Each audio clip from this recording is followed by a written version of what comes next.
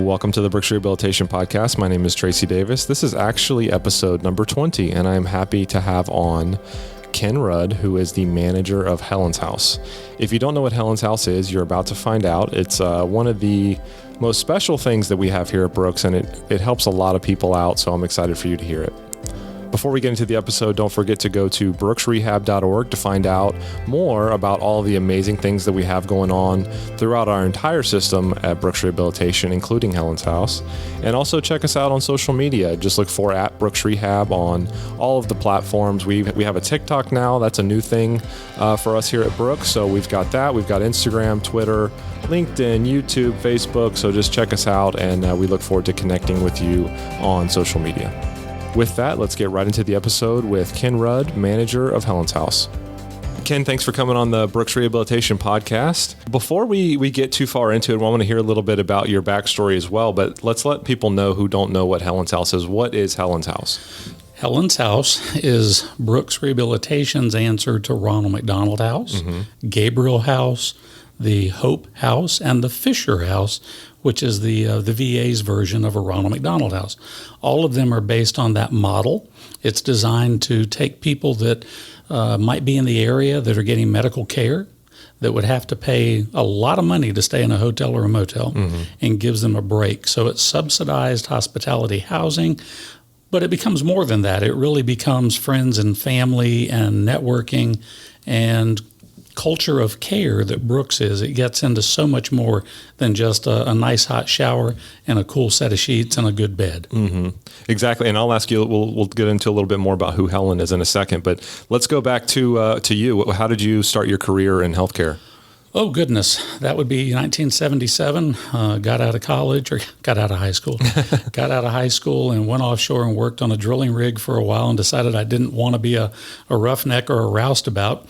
There was things going on. Vietnam War was coming to a close, and decided I wanted to go into the Navy, went in the Navy, wanted to learn a trade. I thought I was going to be a nuclear engineer on a submarine. Oh, wow. And they said, no, you scored pretty high in the medical stuff.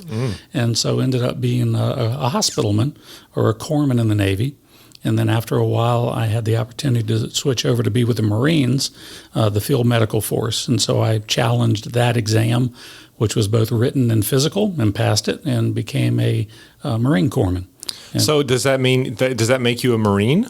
I was a Marine. I was as a Marine as you can. But the funny thing about that is I got to defend my Navy brethren. Yeah. The Navy owns the Marines. Right. Okay. So, right. Yeah. So because I was just thinking with basic training and that kind of stuff. Like, yes. So did you have to go through that for Marines too, or no? Nope, we don't have to go through Camp Lejeune.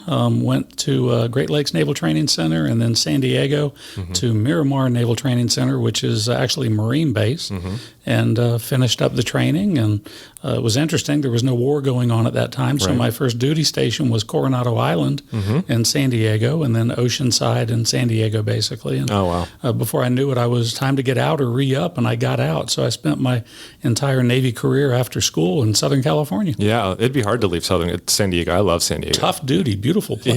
Yeah.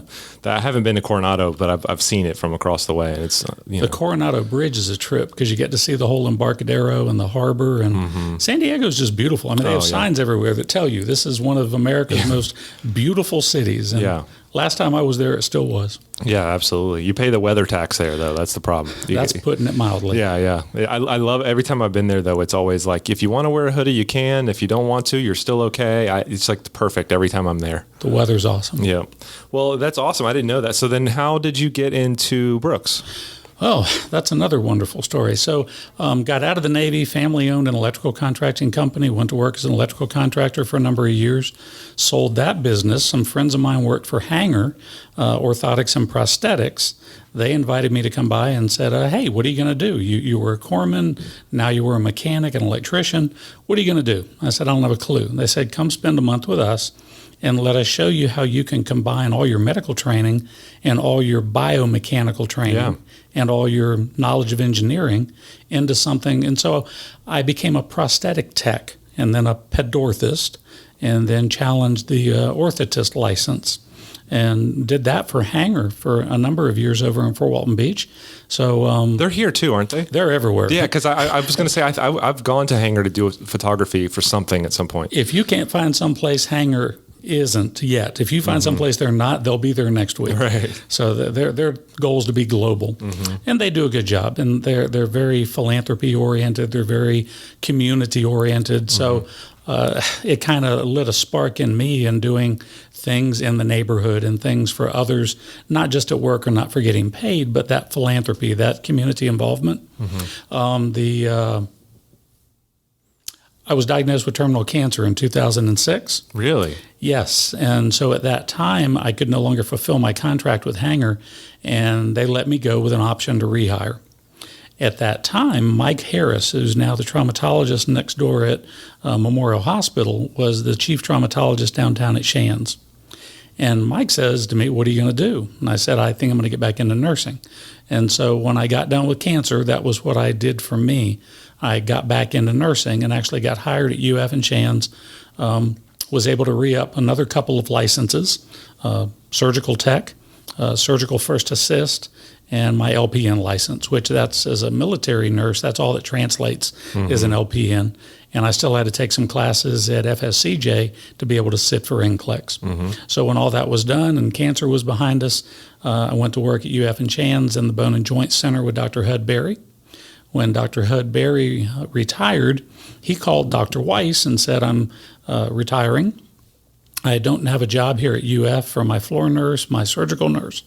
What would you like to help me do with him? Would you guys be interested in taking him in over at Brooks?" And Dr. Weiss very graciously met with me, introduced me to Lenny Pascone and to Melissa Douglas. And they had me go downstairs and talk to Chandra. And in HR? In HR. Yep. And there was no jobs available in nursing. Can you imagine that? Yeah. We had no openings in nursing. And That's different times. Yeah, amen. So Chandra says, "Listen, I have an opening as a therapy tech. You qualify for that. Would you be interested in it? It's PRN. Granted, it doesn't pay what a nurse does, but it'll help you get your foot in the door." So I did that for about 90 days and got caught up on all my honeydews around the house.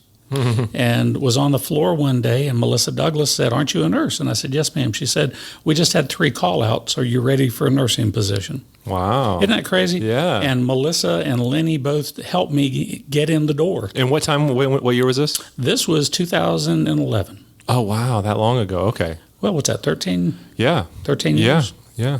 Yeah, so 13 years ago, and so and the 90 days that I spent as a therapy tech was great. I think, hint, hint, Joanne, all nurses should spend 30 days with all the therapists. The things that I learned about transferring patients and precautions and using things like a sit-to-stand Hoyer and just learning the Brooks culture from seeing it every day was huge. When I hit the floor, as a new floor nurse, I should have taken 10 or 12 weeks of being precepted. And instead, within 6 weeks, Lenny was giving me a full caseload of 6 patients on the spinal cord floor. So that was huge. And then Brian Murphy, our now vice president of the Bartram Hospital, was the nurse that precepted me on the 4th floor. Oh, great. Yeah, he and Gary Barroso. Wow, that's awesome. I guess I didn't realize, actually, I think that was like 11 years ago. So I can't believe how, I didn't realize you've been here that long. So, 11 years, whatever. 11 from 22 would be 11. I'm not good at math. Let me look on the back of my badge. What was, 11 years. Is that what it says? Yeah.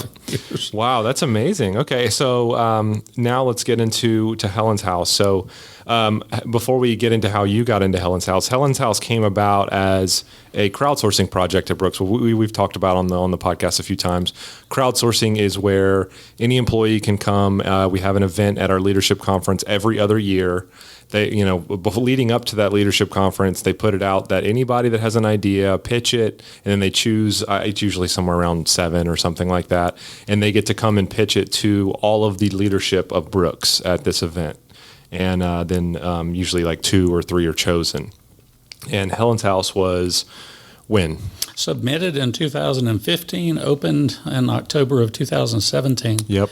And along the lines of your podcast plug, the first year that they had it, I put in a suggestion that they standardize all the furniture in the rooms and come up with a way to either turn off the lights, which now if you look in all the Brooks buildings, we have motion sensors that turn the lights off, and won that year as one of many who won a smaller acknowledgement or cash prize, but there's money to be had for coming up with great ideas. Don't be afraid to put something in the box, even if it sounds crazy. I put in, standardizing the room furniture and coming up with a way to turn the lights off. You never know what gets moved around. Like, hey, that's a good idea. Like even some of them that don't win the crowdsourcing, the idea still gets used in some way. They still embrace it. Yeah. And so people know too, the crowdsourcing, they get money, not for their pockets, but for them to then seek that idea out further, whether that's go travel to other places around the country to see how they're doing it. Like the Aphasia Center, I know they did that whenever they won. So you get to use that money, however, to help you kind of see the idea through.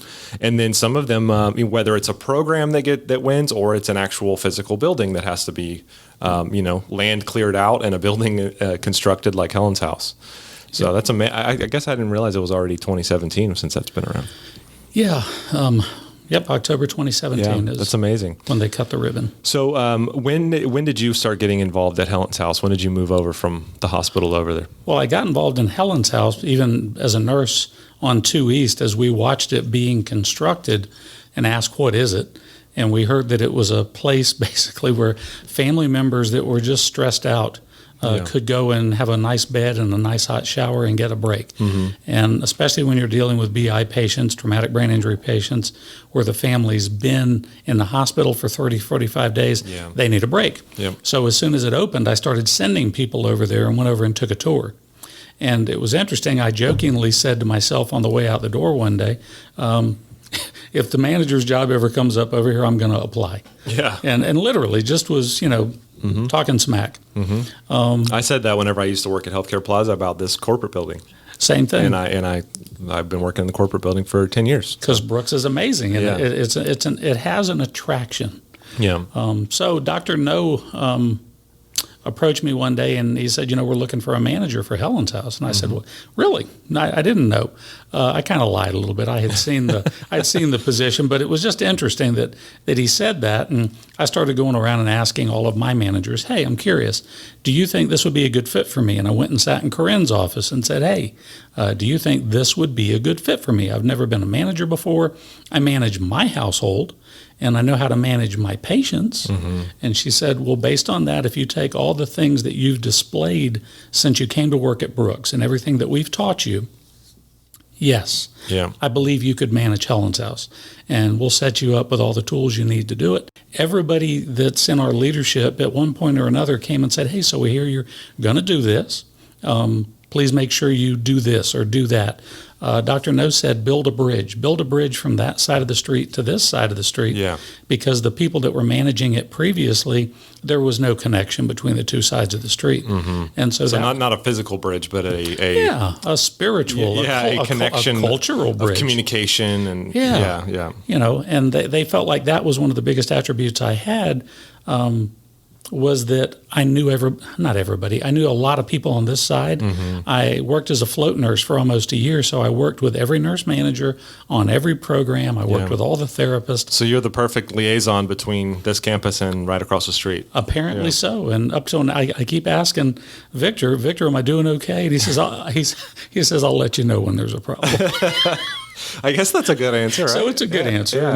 And Melissa told me the job was mine to lose. So I'm not going to do anything to lose. Well, that's awesome. It's a pleasure. It's a great place. Yeah, let's talk. So let's talk a little bit about the day-to-day over there. So like you said, we're having people, families come over there and stay that they're mostly not from Jacksonville, or some of them just because Jacksonville's huge. So it's even if you live in Jacksonville, some people that's an hour drive still for them.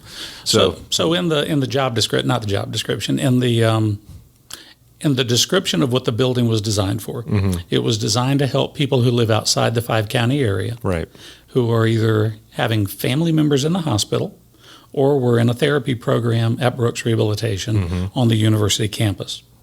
That was the goal.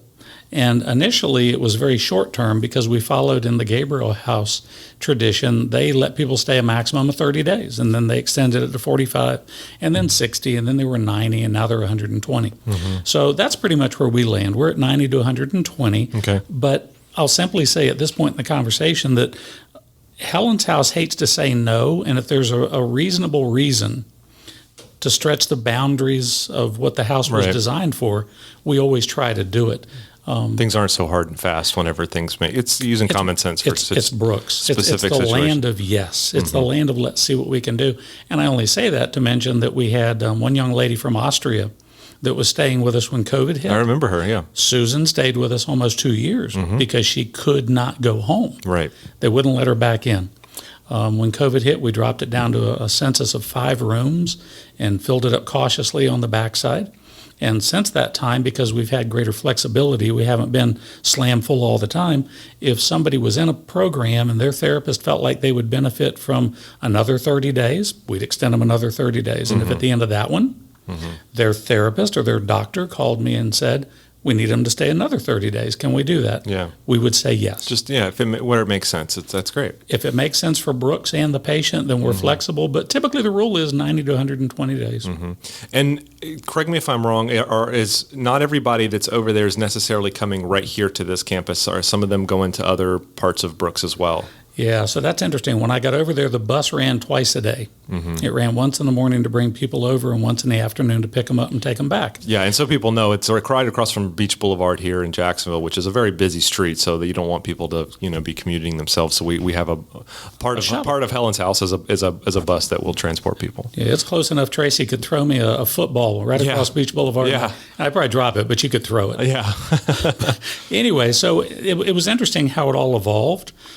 So yeah, we were running once a day. We had about 13 families that were staying there. As it started to grow and people started going to different locations, we had to hire a bus driver. Yep. And then we had to have an afternoon bus driver. And then when COVID hit, Bubba, who's with Adaptive Sports, now all of a sudden we got 2 buses and 2 bus drivers that were hauling people around. So to answer your question, depending on what they're in, they could come here and start at the hospital straight from an acute care hospital into, let's say, the 4th floor, spinal cord injury. I think that's a lot of people's first idea is who is staying at Helen's house, but it's TBI, traumatic brain injuries, and spinal cord injuries is the majority. But we also have people that are stroke-oriented. As Brooks has expanded its outpatient programs, the census and the population at Helen's house has grown. So we started out bringing people just to the NRC. And then we were taking people to the NRC and the healthcare plaza. And then healthcare plaza is just a mile down the road from our university hospital, right? Gotcha. Yep, on the other side of Memorial Hospital. I'm sorry, I forget. I shouldn't use all these acronyms. Well, no, you're fine. I'm just trying to talk on behalf of the audience, too, because I think we have a lot of employees that listen, but not all employees work here on this campus, too. So Gotcha. Yeah, that's good, though. The only place so far that we haven't been able to figure out how to do is it would take a full hour to make a round trip to Bartram Hospital. Oh, yeah. So that one we're going to have to scratch our heads on for a little bit, but we're going to end up doing something for those people also. Sure. But anyway, so as people would go into the spinal cord injury day treatment program with Bob MacGyver and Cyberdyne, they're downstairs on the 1st floor of the hospital and what's referred to as the Neuro Recovery Center. Yep. And they say, well, your time's up here. You're 6 weeks, you're 12 weeks, but we have another program we really feel like you would benefit from down at the healthcare plaza because this person was a traumatic spinal cord injury and a brain injury. And so now we're taking them down there for 45 days with Dr. Adio and the Brooks Behavioral Medicine team. So now you've got somebody that their family stayed at Helen's house 30 days. They've been there now for 60 to 90 days, and they're going to be there for another 30 days. So that's how that length of stay grows. Yeah. Because there's things that they can get right here at 6207 Beach Boulevard or at 6500, whatever the hospital is.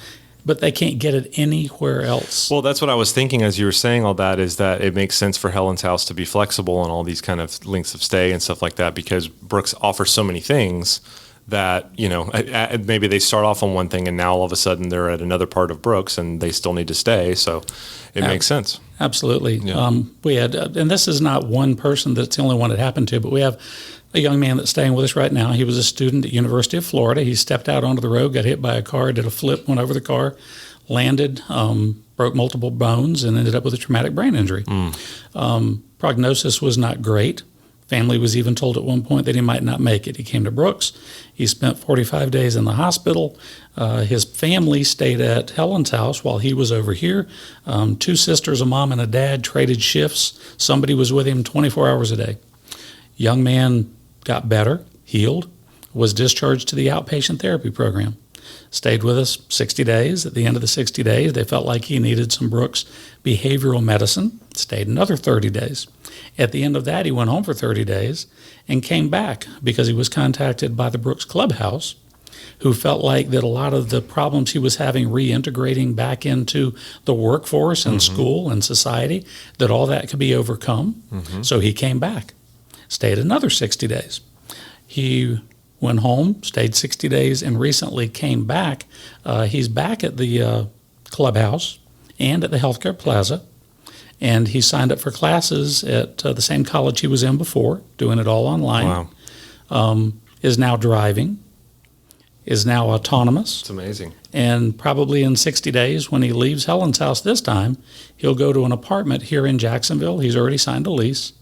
And he's gone from circle the families, your son's probably not going to make it, to, aside from walking with a little bit of a limp, he's back autonomous, independent, doing his thing. That's an amazing story. And try and help us all understand what it means to have a place to stay like that is so close to the place where you're getting care, and trying to think of the mindset of a family member who's now trying to take care of their whoever our Brooks patient is, their loved one, and get them ready to come to work, to come to Brooks, like for their therapy appointment. Yeah, maybe they have to drive 30 minutes, an hour, 2 hours, or whatever to get here, but they can just stay right across the street. Like, what does that change for people? It's huge. Yeah. So, and I'm going to use real life experiences of families that are currently staying there without names, obviously. One of them told me the other day that when they were driving back and forth just from the other side of St. Augustine, just outside of St. Johns County. Like 45 minutes? Like Palm Coast. Yeah, okay. An hour. An hour. Yeah. They were driving an hour, that by the time her husband got here, he was so tired and exhausted that he couldn't participate in therapy. Yeah. And he was so agitated that he wouldn't participate in therapy. Yeah. And so they asked, they had stayed there before, and we said, okay, you stayed there before, you were good for the house was good for you, let's get a new referral, come on back. All of a sudden, he's in therapy. They're looking at new things to help him with, Cyberdyne. Day treatment program is for SCI is now at Healthcare Plaza. So he's both at the hospital and the Healthcare Plaza. And other people at the dinner table one night in conversation ask somebody else that's staying there, the person we spoke of earlier, the young man that is doing so great. So why do you go to the clubhouse every day? Well, I'm taking this class and this class. And so they called Kathy Martin, and now they're going to the clubhouse. And they noticed that he had some issues with aphasia. So they got in touch with the BRAC folks, and now he's going to the aphasia program. So there's just so many things in Jacksonville that don't exist other places, or maybe they just don't have the success rate that we do. And so it's life-changing, life-saving for the people that are able to come and stay here. When we talk to them sometimes, and I've had to go to Victor a couple times with this, we've had people that their time was up. And some of them we have to say, well, you know what, you really can get what we can do for you other places now because we've gotten you advanced. And so those people, we progress and we hold them to the limits. But we've had people that another 30 days wasn't going to hurt us, but it was going to be the world for them, because otherwise they'd have to go find a hotel, a motel, or an apartment. And between inflation, lack of availability of housing, lack of hotels and motels, it would have made it undoable. It would have been a hard no. This can't be done. Right. And yet with us providing them a place to stay, it's a hard yes. And they get to stay at Brooks, and it just becomes they're so relieved. And the community that they get over there with other people that are dealing with somewhat similar situations, and the environment that you guys create over there of just the welcoming environment. Some hotels do okay with that, but most of the time you're just a hotel. Yep. But what you guys over there are doing is catering specifically to what these people need, and you're taking it on a case-by-case basis, right? I mean, no, we are. There's a lot to say for that, too. That's a lot of what you brought out when the team over there won the Celebrate the Stars Award. Yeah. Is that everybody there, nobody sticks to the script unless it's appropriate to stick to the script. If you're dealing with someone who's having a bad day, and I mean they're having some of the worst days they've ever had, we call a timeout and we do whatever's best for them. Do you want to go get a nap? Do you want me to just give you the key to the room and let you check in? You can come back in the morning and pay for the week. Instead of saying, no, you can't do anything. You got to sign these papers right now. We got to go do this, and this. You guys, some places might do something like that, but you guys lots are of places do that. It is obvious that these people have had a long day and they need to just go rest. Well, and our nursing leadership at Brooks, and maybe that's where I learned a lot of this, is it was driven into our heads. You never put patients behind paperwork. You never put paperwork first, right, and then your patients. Yes, we all have to chart and do what we got to do to get out of the building, but patients come first. If somebody came up to the nursing station and said, hey, can I get a pitcher of ice? I would get up and go get them a pitcher of ice. Right. That same principle, that same theory, and we're blessed because we have people that work at Helen's house that also work in the hospital. Robin used to be a dietary aide over here. Cody Gandianco is a PTA.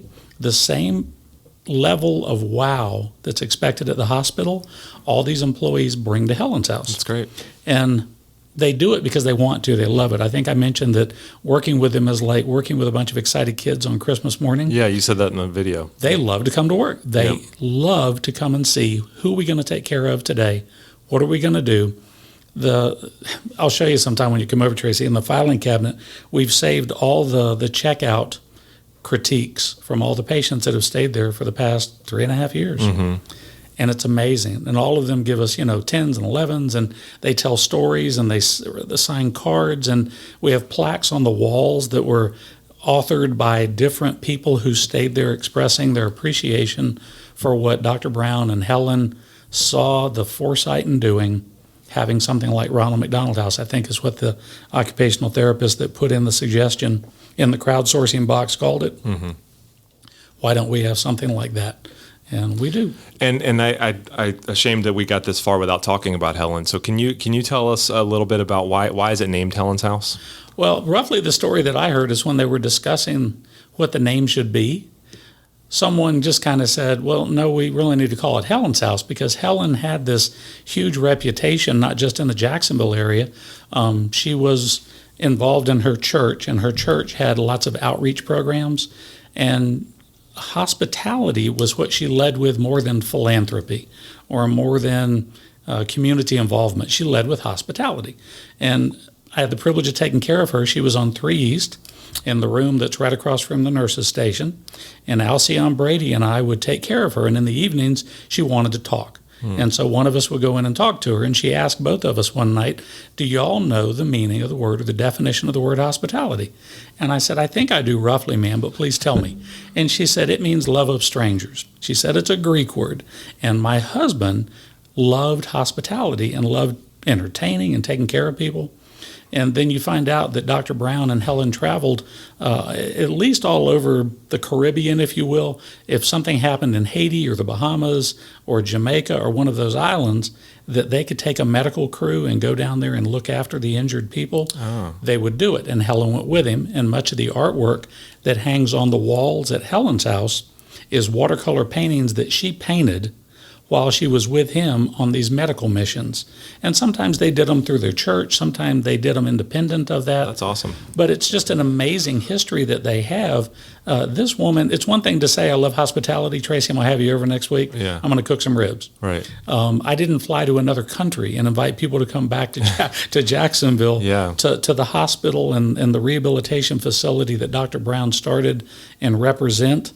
And doctors from UF and Shands, like Dr. Berry, used to get on the plane and fly with him to Haiti. So I knew about this reputation that Brooks had for doing these things.